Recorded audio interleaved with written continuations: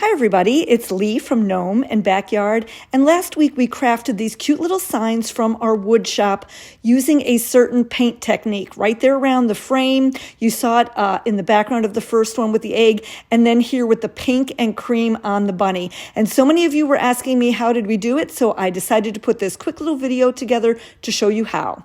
So first thing I'm doing, I'm taking this fun little sign from the Dollar Tree. I picked this sign because I really do love those little bunnies on the rope there. I think it is adorable, but I'm going to use the back side of our sign. So the first thing I'm doing is I'm taking off all of the twine, removing our bunnies. Now you can use any flat surface you'd like. So I'm going to make this flat surface a little bit darker. I'm going to use my Waverly wax. I'm just going to take a sponge and put it onto our backdrop, our surface, we'll call it.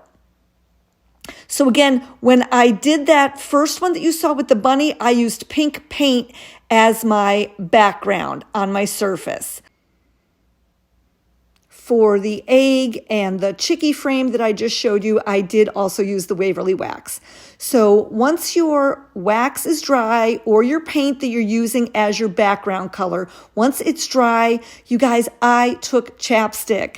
So this is just chapstick that I got for free. You know how you go to different events, different maybe political events or places where people have the tables and they're passing out pens and rulers, and they're also passing out chapsticks with their names on them. Guys, grab a couple of the chapsticks for yourself next time because you can use them to craft with. That's right. Never thought I'd be using chapstick to craft with, but that's what we're using today. So once I just marked up my surface with some chapstick wherever I wanted it, you can make it as light or as heavy as you want. I am now adding my top coat color of paint right over the chapstick. So yes, the chapstick is not going to dry. It's greasy, it's oily, it's not going to dry, and you just want to paint directly on top of it. Now, maybe some of you have done this technique and you've used Vaseline. Vaseline has the same effect, but I just wanted to show you how you could take and recycle all of those chapsticks, like I said, that you get for free from different local events. So once we have our top coat of paint on and it's dry, then we are going to take a putty knife, a scraper. I have this plastic one from Dollar Tree.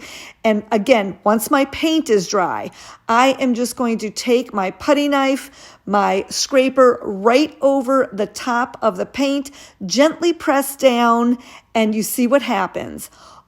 Anywhere that I had placed the chapstick, the paint did not adhere to the surface. So how cool is this?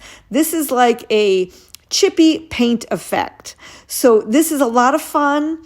It is so much fun, like I said, to recycle that free chapstick.